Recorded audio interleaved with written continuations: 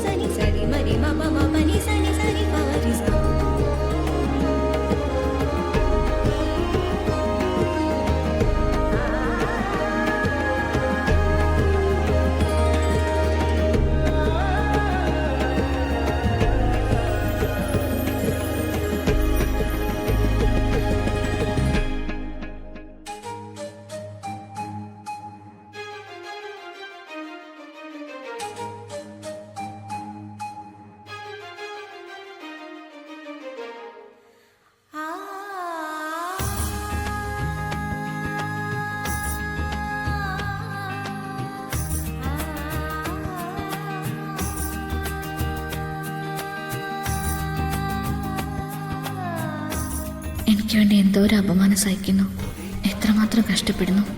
ഇതൊന്നും ആവശ്യമില്ലാത്ത ആളാ.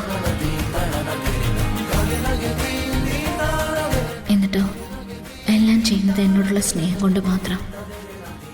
എൻ്റെ കൃഷ്ണ, ഇങ്ങനെയുള്ള ഒരാളെ എനിക്ക് തന്നതിന് ഈ ജന്മം മുഴുവൻ എനിക്ക് കടപ്പാടുണ്ട് കേട്ടോ.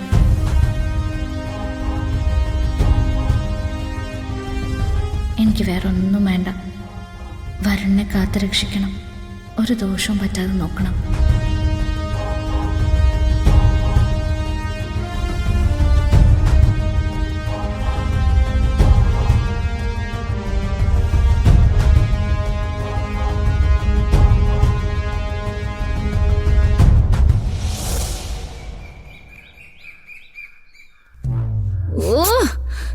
കൽപ്പനെ, എന്തിനെന്നെ വിളിക്കുന്നേ?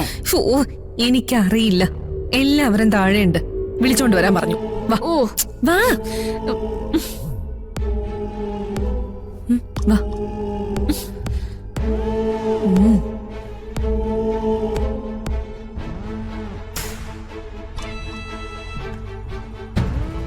എന്താ അമ്മ വിളിച്ചേ?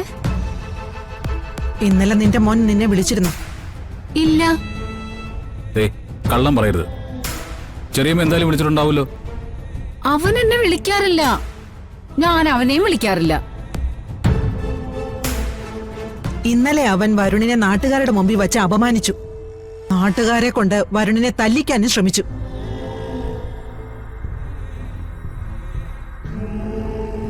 ഉർവശി, പലതവണ കുടുംബത്തിൽ നിന്ന് പുറത്തായ ഉർവശി തിരിച്ചെങ്ങനെ കയറിയെന്ന് ഓർമ്മയുണ്ടല്ലോ.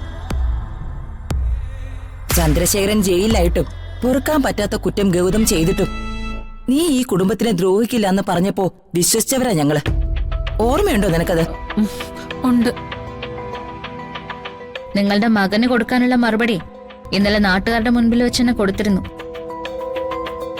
പക്ഷെ ഇനി ഒരിക്കൽ കൂടി വരുണിന്റെ നാണം കെടുത്താൻ അയാൾ എങ്ങനെയെങ്കിലും മുമ്പിൽ വന്ന് നിന്ന അത് പ്രശ്നമാവും ചെറിയമ്മേ. അവിടെ പിന്നെ ബന്ധമൊന്നും നോട്ടം ഉണ്ടാവില്ല.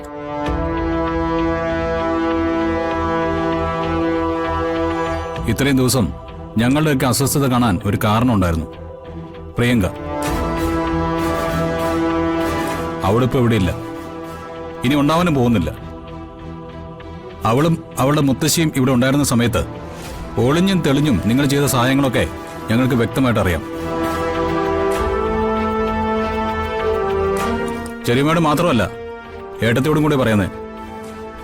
വരുൺ, എന്നെ വെറുതെ തെറ്റിദ്ധരിക്കണ്ട. ഞാനിപ്പോ ആരെയും വിളിക്കാറുമില്ല, ആരോട് സംസാരിക്കാറുമില്ല. ഇതിൽ കൂടുതൽ ഞാൻ എന്താ ചെയ്യണ്ടേ? മതി. ഉർവശിക്ക് എന്തെങ്കിലും പറയാനുണ്ടോ? തെറ്റുകൾ ഒരുപാട് ചെയ്തിട്ടും തിരിച്ച് എനിക്കിവിടെ അഭയം തന്നത് ഞാൻ മറക്കില്ല. ഗൗതമായിട്ട് എനിക്കിനി ഒരു ബന്ധവുമില്ല. അവനെ ഞാൻ മറന്നോളാം. എനിക്ക് ഈ കുടുംബത്തിൽ കഴിയണം. എനിക്ക് തെണ്ടി നടക്കാൻ വയ്യ. ആ ഓർമ്മയുണ്ടായാ നിനക്ക് നല്ലതാ. എപ്പോഴെങ്കിലും ഗൗതം നിന്നെ വിളിക്കുകയാണെങ്കിൽ ഒരു തവണ ഫോൺ എടുത്തൊന്ന് പറഞ്ഞേക്കണം. അവനിപ്പോ കണിമംഗലത്തേതല്ല, കണിമംഗലത്ത് വേറെ ആമ്പിള്ളേരുണ്ടെന്ന്. പൊയ്ക്കോ. ഉം.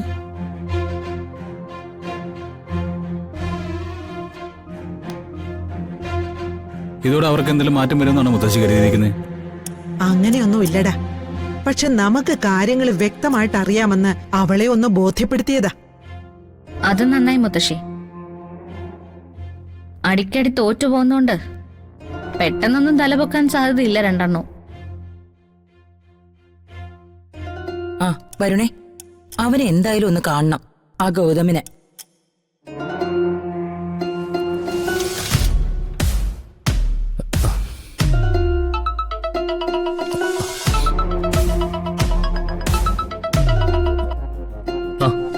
ഹലോ അമ്മേ. നീയും വരണം തമ്മിലുള്ള വിഷയത്തെ ചൊല്ലി ഇപ്പോ ഇവിടെ എല്ലാവരും കൂടി എന്നെ വിചാരണ ചെയ്തതേ ഉള്ളൂ. അല്ല, പ്രിയങ്കയും മുത്തശ്ശിയും തിരിച്ച് വീട്ടിലേക്ക് കൊണ്ടുപോകാൻ വേണ്ടി ഞാനും CI സാറും ഒന്ന് ശ്രമിച്ചതാ. പക്ഷേ അത് പരാജയപ്പെട്ടു പോയി. അവരിവിടുന്ന് ഇറങ്ങിയതാ കുഴപ്പമായത്. അതോടുകൂടിയാ എല്ലാത്തിനും നാവ് പൊന്തിയത്.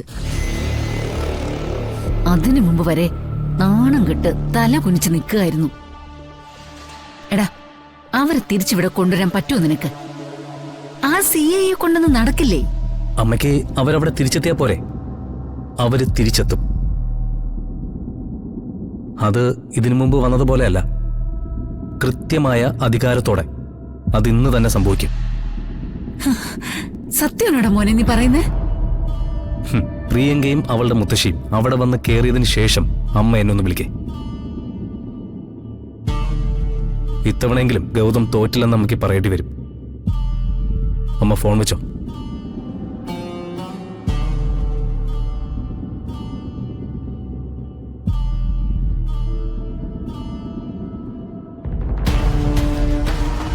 കൽപ്പന, പ്രിയങ്കി സുകുമാരിയമ്മയും ഇങ്ങോട്ട് തന്നെ തിരിച്ചു വരുമെന്ന്. ആ ഗൗതം എന്നോടത്ത് പറയായിരുന്നു. അല്ല, അവരെ തിരിച്ചുകൊണ്ടുവരാൻ ഗൗതമിന് എങ്ങനെ പറ്റും? അവൻ നല്ല ആവേശത്തോടെ പറഞ്ഞത്. അതിനുള്ള കാര്യങ്ങൾ എന്തൊക്കെയോ നടക്കുന്നുണ്ട്. ആ, നമുക്ക് കാത്തിരിക്കാം. പിന്നെ മുമ്പത്തെ പോലെയല്ല, കൃത്യമായ അധികാരത്തോടെയാ വരുന്നതെന്നും പറഞ്ഞു. വന്നാ നല്ലത്. അല്ലെങ്കിലേ ഇതുപോലുള്ള ചോദ്യം ചെയ്യല് മാത്രമായിരിക്കും എന്നും നമ്മളോട്.